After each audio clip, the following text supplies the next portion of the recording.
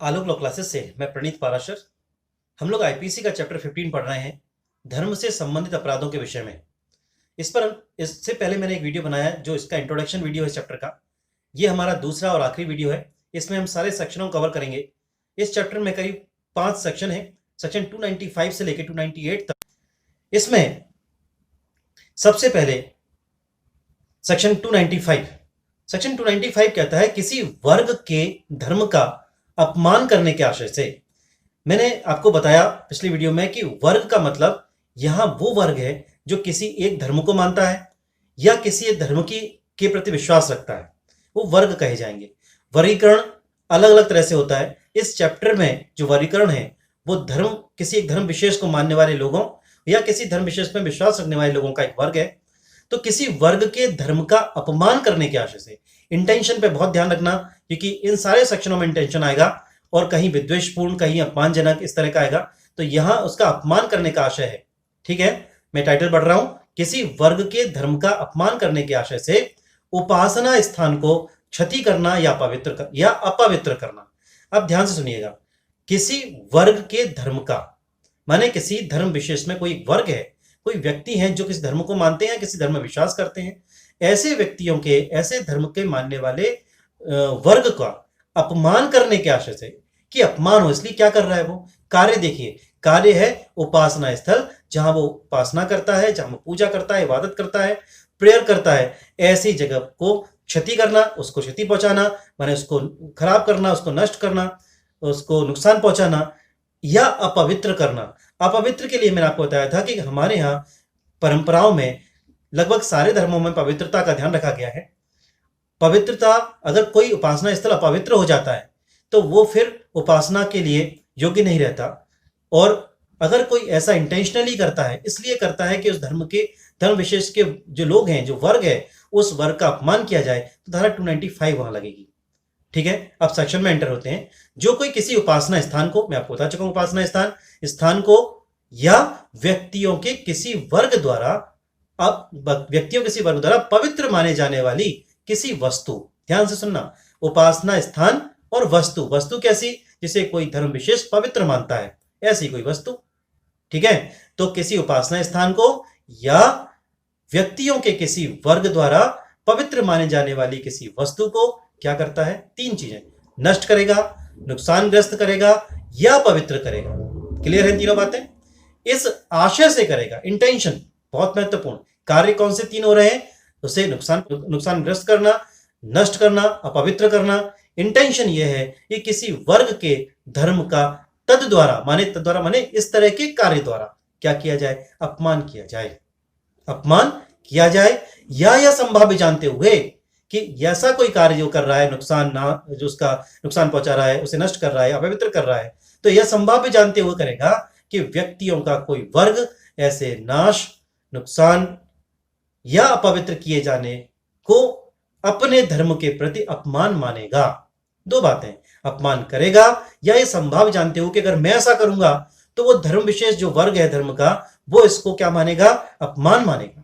ऐसा जानबूझ कर करता है, इंटेंशनली कर रहा है, आशयपूर्वक कर रहा है, तो 2 वर्ष तक किसी भांति का कारावास या जुर्माना या दोनों से दंडित किया जाएगा। सेक्शन पूरी बात समझ में आई? सेक्शन के अंदर, सेक्शन में जो मूल बात है वो इंटेंशन है। इंटेंशन अपमान करना है। किस तरह से कर रहा है? किसी पवित्र स्थान, किसी उपासना स्थान को या पवित्र समझे जाने वाली किसी वस्तु को, जो कोई धर्म विशेष को पवित्र समझता है, किसी धर्म विशेष का उपासना स्थान है, ऐसी किसी वस्तु या स्थान को नष्ट करता है, नुकसानग्रस्त करता है, अपवित्र करता है। इंटेंशन है उसको अपमान करना।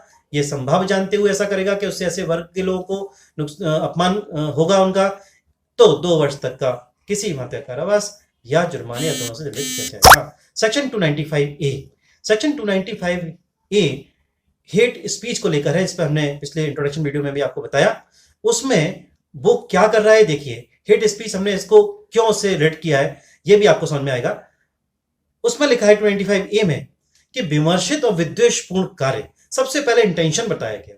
कोई आदमी किसी के साथ, किसी धर्म विशेष के साथ कोई विद्वेष रखता है या उससे विमर्शित आशय रखता है और ऐसे ही वो कार्य कर रहा है, ऐसी इंटेंशन से कार्य कर रहा है जो किसी वर्ग के धर्म या धार्मिक विश्वासों का अपमान करके, अब यहां अपमान किस तरह किया जा रहा है, यहां अपमान करने का तरीका बदला।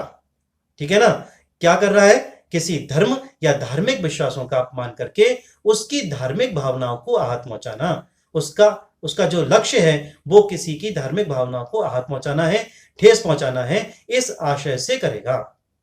क्या करेगा, कार्य कैसे है, विमर्शित और विद्वेषपूर्ण कार्य। ये हुआ टाइटल। सेक्शन में एंटर होते हैं। जो कोई भारत के नागरिकों के, ऊपर भारत का नागरिक तो नहीं आया, ऊपर आया था किसी व्यक्ति। ठीक है ना, तो किसी व्यक्ति और नागरिक में क्या फर्क होता है, जिनको भारत की नागरिकता मिली है भारत के नागरिक हैं। ठीक है, तो भारत का नागरिक भी है, व्यक्ति भी है, लेकिन व्यक्तियों में वो भी शामिल है जिनकी नागरिकता अभी भारत की नहीं है।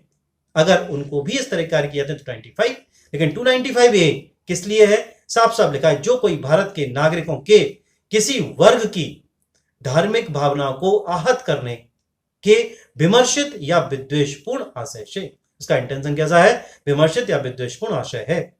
क्या करता है, किसी धर्म या धर्म विश्वास रखने वाले वर्ग के लोगों का अपमान करने के आशय से ऐसे शब्द उच्चारित करेगा, उच्चारित या लिखित शब्दों द्वारा, शब्द उच्चारित करेगा या शब्द लिखेगा, संकेतों द्वारा, दृश्य रूपणों द्वारा या अन्यथा करेगा। अपमान करने का तरीका यहां बदल गया, वहां पर क्या कर रहा था, नुकसान, नष्ट या उसको अपवित्र कर रहा है, और यहां क्या कर रहा है, ऐसे शब्द उच्चारित या लिख रहा है, संकेतों द्वारा, दृश्य रूपणों द्वारा, दृश्य रूपण समझते हो, कुछ ऐसी चीजें दिखा के उनको दृश्य रूपणों द्वारा, या अन्यथा करेगा या करने का प्रयत्न करेगा 3 वर्ष तक का, क्योंकि भारत के नागरिकों के लिए विमर्शित और विद्वेषपूर्ण आशय है, अपमान करना भी है। तो इन सब बातों को सोचते हुए 3 वर्ष तक का किसी भांति कारावास या जुर्माना या दोनों से दंडित किया जाएगा। अब हम पहुंचते हैं सेक्शन 296 पर। सेक्शन 296 में धार्मिक जमाव, बहुत छोटी सी धारा है, छोटी सी बात लिखी है, धार्मिक जमाव में विघ्न डालना। अब यहां हमें देखना पड़ेगा कि धार्मिक जमाव क्या हो सकते हैं। धार्मिक जमाव धार्मिक उपासना के लिए हो सकते हैं, धार्मिक संस्कारों के लिए हो सकते हैं। कोई संस्कार है, जैसे वैवाहिक संस्कार कहीं चल रहे हैं धार्मिक रूप में, हिंदुओं में चल रहा है, ठीक है, मुस्लिमों में चल रहा है, सिखों में चल रहा है, धार्मिक संस्कार है। कहीं पर बहुत सारे संस्कार होते हैं, हमारे हिंदुओं में 16 प्रकार के संस्कार बताए गए, तो वो संस्कार हैं, उनमें कोई धार्मिक जमाव हुआ है, या कोई धार्मिक उपासना हो रही है, एक साथ मिलकर पूजा कर रहे हैं। जैसे हम देखते हैं कि बहुत सारे लोग बैठ के शिवलिंग बनाते हैं, हमारे यहाँ यज्ञ अनुष्ठान करते हैं, ठीक है ना। तो इस तरह कोई धार्मिक उपासना, धार्मिक संस्कारों में कोई जमाव हुआ है, और वो कैसा है, वैध रूप से जमाव है, वैध जमाव है, विधिक जमाव है, ठीक है ना। विधि ने उसके लिए परमिशन दी है, विधि ने उसने अनुमति दी है, ऐसा जमाव कर सकते हो, इसकी अनुमति है। अगर ऐसा जमाव किया जाता है और वो स्वेच्छा, कोई क्या काम करता है अभियुक्त ऐसे जमाव में, स्वेच्छा अभियुक्त इस जमाव में विघ्न कारित करेगा। ठीक है, जमाव कैसा था, वैध जमाव था, धार्मिक संस्कारों के लिए था, धार्मिक उपासना के लिए था, और अभियुक्त क्या करता है उसमें, अभियुक्त उसमें विघ्न कारित करेगा। तो अगर अभियुक्त उसमें विघ्न कारित करेगा तो 1 वर्ष का किसी भांति कारावास या जुर्माना या दोनों से दंडित किया जाएगा। सेक्शन 296। अब सेक्शन 297 पढ़ते हैं। सेक्शन 297 कब्रिस्तानों में अत्याचार करना। ठीक है, कब्रिस्तानों आदि आया है, तो कब्रिस्तानों आदि का मतलब हुआ कि उसमें सारे धर्म के वो स्थान आएंगे जहां पर शवों को दफनाया जाता है या शवों को जलाया जाता है। ठीक है ना, तो कब्रिस्तानों आदि में अत्याचार करना। क्या लिखा है, जो कोई, देखिए इसमें 3 पॉइंट हैं शुरुआत के पैराग्राफ में। जो कोई किसी उपासना स्थान, यहां भी उपासना स्थान, जो कब्रिस्तान है वो उपासना स्थान के रूप में है। कई जगह पे ऐसा होता है, आप जानते हो, जहां पर कोई ऐसा, जहां पर शव दफनाए जाने वाले स्थान है, वहीं पर मान्यताओं के अनुसार उसकी उपासना भी की जाती है। ठीक है ना, तो किसी उपासना स्थान में या किसी कब्रिस्तान पर, या अंत्येष्टि क्रियाओं के लिए, अंत्येष्टि क्रिया, ठीक है ना, अंत्येष्टि माने अंतिम जो क्रियाएं होती हैं उसके लिए, या मृतकों के अवशेषों के लिए निक्षेप स्थान के रूप में। इसका मीनिंग समझाता हूं मैं। आपने स्तूप देखे होंगे बौद्ध धर्म में, उन स्तूपों में साधु संतों की या जो धर्म को मानने वाले लोग रहे हैं पुराने, उनकी कुछ अस्थियां, कुछ अवशेष वहां रखे जाते हैं। ठीक है ना, तो लिखा है इसमें कि मृतकों के अवशेषों के लिए निक्षेप स्थान के रूप में पृथक रखे गए किसी स्थान। तो पहले वाले जो पैराग्राफ है इस सेक्शन का, उसमें स्थान बताए गए, उपासना स्थान, ठीक है ना, या फिर अंत्येष्टि क्रियाओं के लिए स्थान, कोई कब्रिस्तान, या फिर मृतकों के अवशेष रखने के लिए, अवशेषों को का निक्षेप माने जमा करने वाला कोई स्थान है, वहां पर क्या करता है कोई। अब आपराधिक कार्य देखिए, अत्याचार करेगा, नंबर 1, मानव शव की अवहेलना करेगा, नंबर 2, नंबर 3, अंत्येष्टि संस्कारों के लिए एकत्रित हुए किन्हीं व्यक्तियों को विघ्न कारित करेगा। यह कार्य हो गया। पहले वाले पैराग्राफ में, पहले वाले पॉइंट में 4 जगह उन्होंने बताई उन स्थानों पर, फिर उन्होंने बताया कार्य कौन सा करेगा। अब आगे चलते हैं इंटेंशन पे। इस आशय से करेगा कि किसी व्यक्ति की भावनाओं को क्या करे, आहत करे, ठेस पहुंचाए, या किसी व्यक्ति के धर्म का अपमान करे। 2 इंटेंशन हो गए, किसी व्यक्ति की धार्मिक भावनाओं को आहत करे या फिर क्या करे, व्यक्ति के धर्म का अपमान करे। ठीक है, ये काम करे, या फिर संभाव्य जानते हुए उसको ऐसा लग रहा है कि इन कार्यों को करने से क्या होगा, किसी धर्म का अपमान होगा या फिर उसकी भावनाओं को ठेस पहुंचेगी। ये सारा कार्य किया जा रहा है। इस धारा के अंदर, धारा बड़ी है लेकिन इसमें बहुत, इसको आप जैसे इसके पार्ट करोगे बहुत इजी हो जाएगी। पहले वाला पार्ट स्थान, दूसरे वाला पार्ट में आपने बताया किन किन कार्यों से करेगा, तीसरे वाले पार्ट में इंटेंशन। तो अगर आप इन 3 बातों को याद रखोगे तो धारा कवर हो जाएगी। 1 वर्ष का किसी मात्रा कारावास या जुर्माने से दंडित किया जाएगा।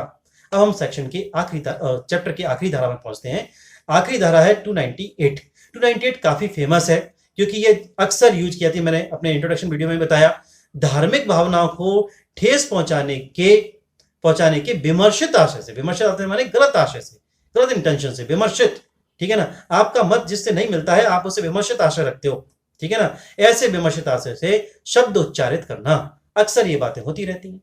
आप देखते हो भावनाओं को ठेस पहुंचाने के लिए ऐसे किसी ने शब्द उच्चारित किए हैं जिससे किसी की धार्मिक भावनाओं को ठेस पहुंचे, तो धारा 298 लगेगी शब्द उच्चारित करने पर। तो जो कोई किसी व्यक्ति की धार्मिक भावनाओं को ठेस पहुंचाने के विमर्शित आशय से, अब यहां पे 2 बातें ध्यान रखनी है, ठीक है ना। शब्द उच्चारित करोगे तो श्रवण गोचरता में होना चाहिए, सुन सकता हो ऐसी जगह होना चाहिए।